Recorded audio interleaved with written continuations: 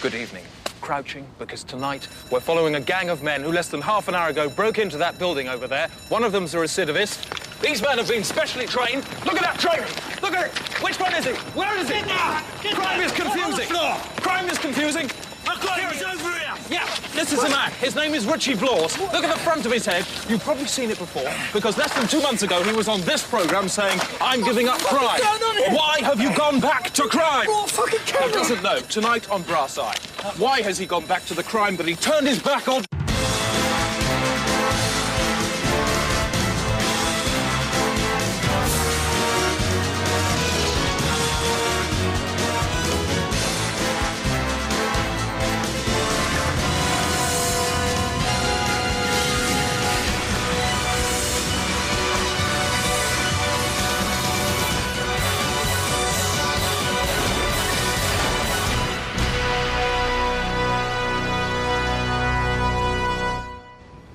UK used to mean United Kingdom, but ask anyone today and they'll tell you it stands for Unbelievable Crime Wave. No one is safe. By the end of tomorrow, one or all of these people may have been set on fire, bum-raped or burgled senseless by Britain's marauding criminals. This month, police pictures showed another estate in Manchester turning itself into a gun. And it's not just the great unhosed. These raiders all earn over £200,000 a year in big banks. So much for recorded crimes, but crimes we know nothing about are going up as well. What hope do we have of battering these down? The Home Secretary scores repeated own goals. Over 1,200 convicts were released last month after lying to the Home Office about how long they'd been inside. And just 2 days ago, it was revealed that convicts in Dartmoor prison had been running an international airport for over 14 years. I am not an expert on air traffic control. I thought they were landing nearby, but not in my prison. So what causes crime? Social deprivation? This bleak report from Ted Moore. From the moon, Kozik's a little dot. From the ground, it's a huge mess, like Dante meets Bosch in a crack lounge. I'm here to ask a question. Is alarm justified? Is time running out for Kozik, or is this the start of a new day? The first day of spring. Kozik. The stench of poverty hangs in the air like an old man's nappy. For the kids, it's a depravity supermarket, where bad is free and society foots the bill. Not many cars to nick here, so instead they hijack pedestrians and run them around at terrifying leg speeds. It's called git surfing. All too often, the git is one of their own mothers. The latest trick, catapult them into a shop and force them to steal booze, fags and mags. Back Charlie, come back 5. For the cops, it's a jungle, where dangerous animals speak Swahili. Sounds like we got a burst shop. Kids burst shops by filling them with rice and pouring in water, then standing back and laughing while the bricks are ripped apart by the swelling food. They say a bored mind makes a great office for the devil. In Kerry Hufford's case, it's fully air-conditioned with free typing. He's been arrested for menacing a helpless codger. Jill and Sainsbury McManus are a rattly pair of old puffins who remember Kozik in the days when people could still be trusted. Everybody had keys to everybody else's house, you know, and the locks were, well, they were sort of made of something like paper. On September the 15th, the McManuses went to bed, unaware they were being watched by the Hufford gang. Moments later, 3 kids had broken in. Kerry was dressed as an angel. He woke the old man up and told him he was dead and must go outside and bury himself. He ran out the room. Kerry and me just were rolling about on the floor in hysterics, and he was pulling all the grass out with his hands and chucking it everywhere, and we were just behind the bush laughing at him. Sainsbury would definitely be Costa del Blowfly if the cops hadn't seen his body by chance while they were tracking a man who'd buggered a heron. Maybe we can understand kids like Kerry by looking at his family. Dad unemployed, Mum depressed beyond tablets. You want to help these people, but the truth is they've got to help themselves. Do you agree with this question? If you don't get a job, he gets stuffed. But the point is I'm trying to get a job. It's not as though I'm not trying to get a job. You must try harder. I'm trying. I'm doing the... Yeah, but really hard. I am trying very hard. Well, couldn't you just go around somebody's house and clean up? Clean up? Clean up somebody's house? Yeah, and then ask for money for it. Yeah, I could do that. Why not do that tomorrow? All right, I mean, it's spit to me. Good. Thanks for talking to us. Kosik's people are the smash toes of a lame duck society. A lame duck that's attacking its own feet with a sledgehammer. Will the nightmare ever end for Kosik? Perhaps with some help from outside. Oh, yeah? In 1993, the council gave them a football. Good, but not enough. In 95, Paul McCartney donated 100 top hats. Fat use. And last year, the mayor gave them a gold mine. It actually worked for a bit, this, until someone clogged it up with sick.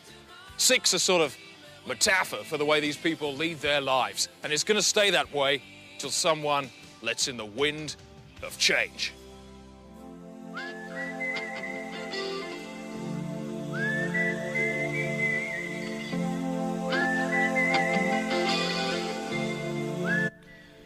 And as a result of that experience, Ted Maule has been absent for some time with nervous exhaust. Do you feel that vigilantism is actually going to help in the long run? I think it will arise in an area where something has gone wrong. I mean, in Gotham City, the United States, they call up a specialist vigilante agent when they're in times of real trouble by projecting a huge luminous emergency bat sign into the sky. And he comes rushing in, and so far that has worked. Is that something that should be encouraged? I'd have to see it. Well, it looks good. It would have to be a very individual with great magnetism. I think that's what it is. Yeah, I think it's his special sign. They're one-offs of that sort of thing, and it's very nice in schoolmastering when you have people with one-offs who can actually do it in a way that nobody else can do it. But don't try and get other people doing it. But when he, you know, Bruce Wayne goes, then it's all going to collapse. Yeah. Well, it's happened throughout history. Is crime going to get any worse? Yes, it is. Just look at America. Alabaster Codify reports on their latest mess.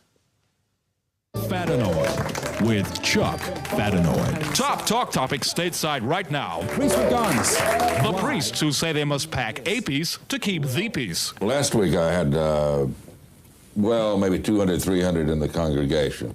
I got up in front of them and I said, anybody here who's got a gun can leave now.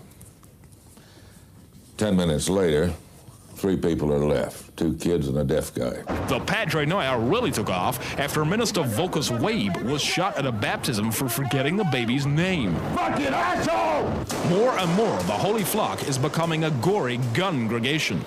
Practicing 4 times a week, Father Kupek's a fully fledged revolverand. Tell us about the style you had there. But I use the one-handed grip. It actually gives you a smaller profile if there's answering fire, like from the congregation or something. And in Kupek's church, a would-be shootist doesn't have a prayer. This is a defensive measure which is bulletproof, and the hole has been cut so I can return fire. And that was the pimp that took the crucifix out of my church and put it on his car. That's the holy gun spell, according to Saint Marksman. Got him that time. And there's even ad campaigns to recruit more pistol apostles. No room at the inn? There is now. Judas, you plan to betray me. Despite the increasing violence against priests, many say they are simply too revved up to handle guns, as at this wedding where Minister Pat Rizzo shot a guest in the leg. The issue peaked on TV yesterday on a rat-a-tat-tat show Showdown, featuring Kupek and the 2 protagonists. You were shot by a minister with a gun. That's right. Okay, you were shot by this minister with a gun. Oh. This is Pat Rizzo, the man who shot at the wedding. Okay, now you haven't seen, I know you haven't seen him for 6 weeks, not since he shot you. Just react.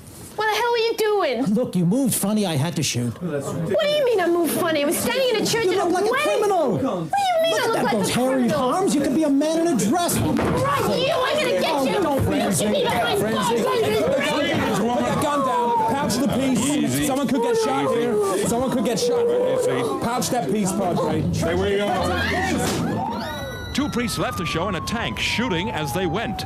So, as the AMU missionaries get trigger holy, Sunday turns to gun day, and America awaits the blast judgment. This is Albertson Codified for 10NN and Brass Eye.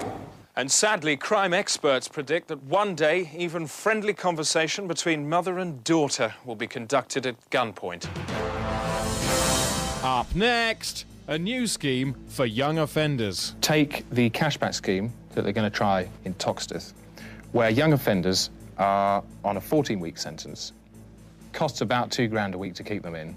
So rather than spend 28 grand and keep them inside, they give them 25 grand and say, here you are, use that for a positive reason. I think it's a smashing idea. Yeah, go. Yeah, I do, honestly.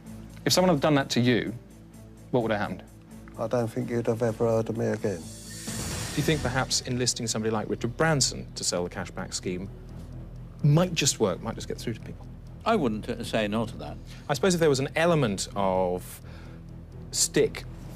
Richard Branson up in a balloon watching this situation and saying, there's your £26,000, but I'm watching you from a balloon, and I can see a very long way. I go along with that.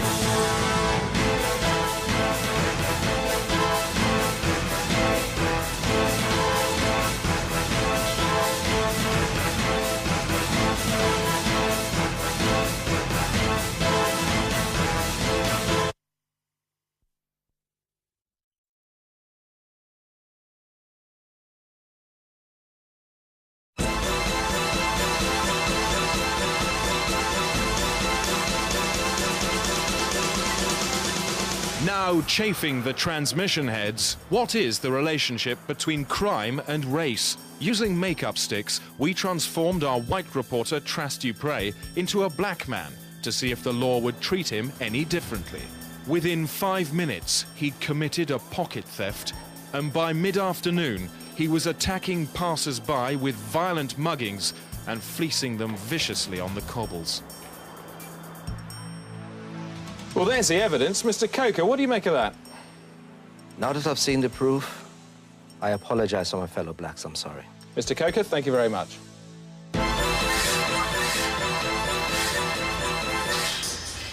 So what's the solution to rising crime, particularly younger and younger?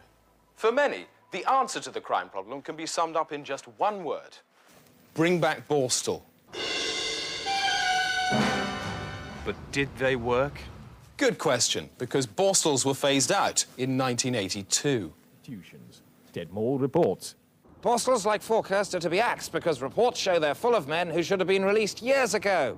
Jock Bosonnet was sent here as a juvenile offender in 1949.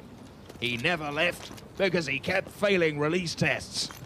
Like hundreds of others, he remained in chokey, even though the offences were small and twatty. When I was 7, I got dressed up as a little city gent and walked into the Bank of England shouting, "Fuck the pound." While the situation is clearly grave enough to merit a black and white freeze frame, the solution may already be at hand, with the opening of the new harsh pounds for young offenders. Libby Schuss reports. Leopold Quay opened 6 months ago, right here, and already is being favoured by both main political parties and the third party, who are with Ashdown. I'm going inside now, like a bad boy. The new inmates are welcomed on arrival. You shits up that hill! And are sent straight to the shaving room. Here, their eyebrows are shaved off, which undermines their self-respect rather well. If you think of a fly and you pull its wings off, it'll crawl. And if you push the back half of its body onto the surface it's squiggling on, then you've got its total, undivided attention. In the Gulf War, Jackson was Allied advisor on psychobattery. At Leopold, his expertise is applied without mercy. The inmate's sleep is frequently interrupted. Ah! Room inspections are full of sneaky traps, like the brass moustache, hidden behind a notice board. Why didn't you polish it? Sir. How funny is it?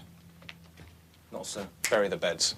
Match these pillow sheets outside Bury, now! The men will dig up their bedclothes again this evening and sleep in them, all earthy. If they'd done better, they might have won a privilege. Despite his criminal mind, this man is behaving well. His reward is the canoe.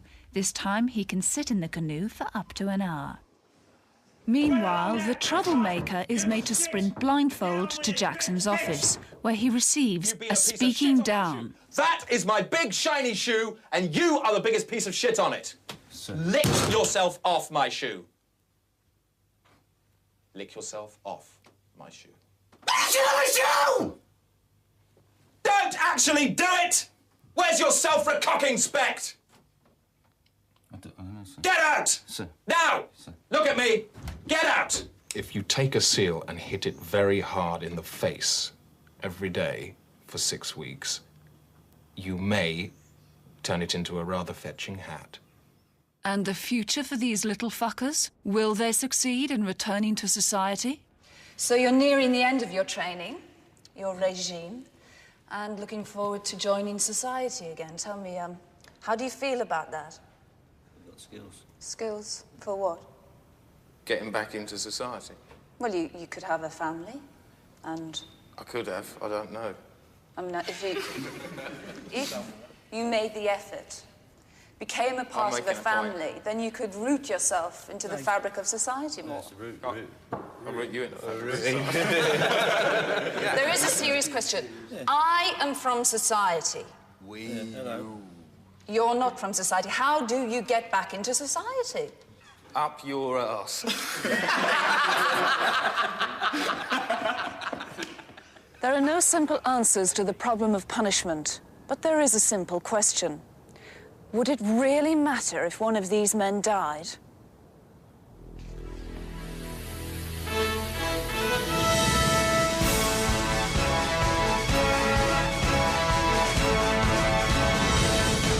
Perhaps the most positive step has come from the Home Office action group Key 2000, who produced a video to play to young offenders on their arrival in prison.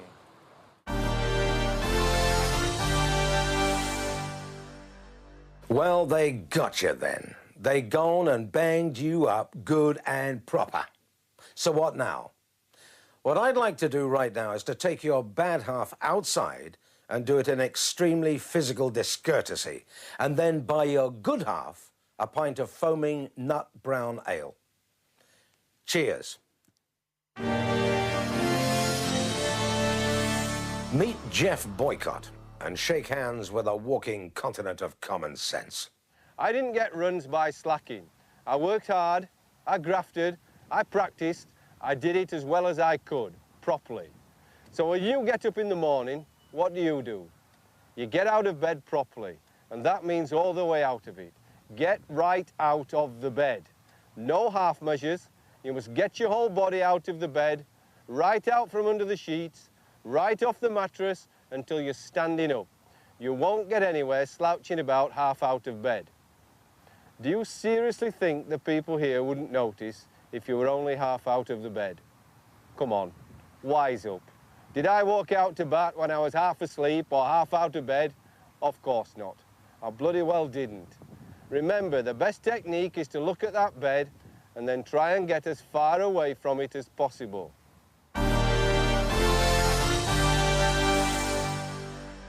Gary Glitter said, good to be back, but in your case, that does not apply.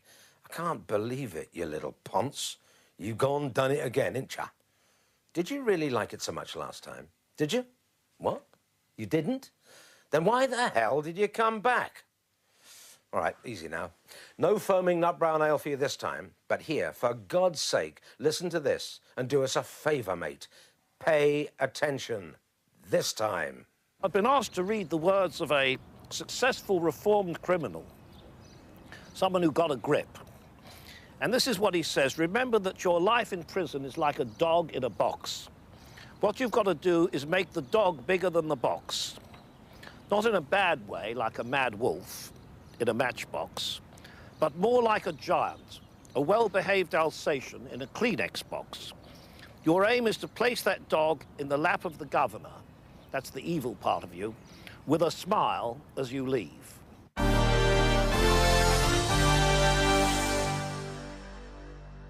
You are a murderer, and I can only pray to God that you watch and you listen very carefully to this. Hello, you think you don't know me, don't you? Yes, but you do, because I'm the shopkeeper you shot in a mindless hold-up. You blew out my guts, remember? I'm the old lady whose head you stove in with a loose wardrobe in the middle of the night, remember? I'm the little boy whose face you stabbed off in panic when I found you robbing my house, remember? I'm Marvin Gaye, shot by my own father. Oh yes, you know me all right. Look at my eyes, murderer. You killed me.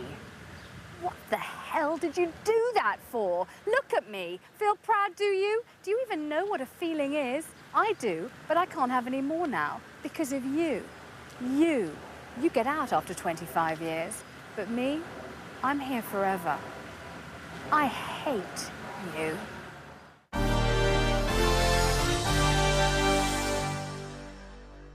Now, while you're inside here, you're going to have to learn a whole new language. It's not French, it's prison slang, and I've got some of it written here, so it might help you. Howard's arse means prison. 1-0 at half-time means food. Woggy coconuts means air brakes. Gaza is a gas coin used as currency for cigarettes. Plank sanction, a 1-for-1 fag exchange. Sue my chin, give us a fag, I'll give you 2 next week. Buff my pylon, give us a fag, you owe me 2, so I'm letting you off the other one. Don't buff my pylon, switch over the telly, and very, very important, this one, Portillo means look out behind you. Learn the language, better communication. Well, that's one way of dealing with offenders in prison. But what about the bigger picture? Thanks to the News Dwarf. Pleasure, Chris. The hope is that we'll benefit from a number of European projects. Research shows that football riots can be halted instantly by showing pornography on the video displays. For street disturbances, the Metropolitan Police are now breeding elephants, following their successful deployment in Athens and Turin. In Holland, they've halved the crime rate by legalising murder with the introduction of slaughter cafes. We used to come here with knives and everything, slashing our dead with the guts and all that blood and whatever. But we got bored after that, after about 2 weeks. And I just eat my cake now and wash it down with a nice cup of coffee. This French system of victim support comes to Britain next year. Last month, that woman woke up to find a young offender defecating on her floor. Under police supervision, she now meets the offender at his house and is given an hour to formalise a similar return on his floor.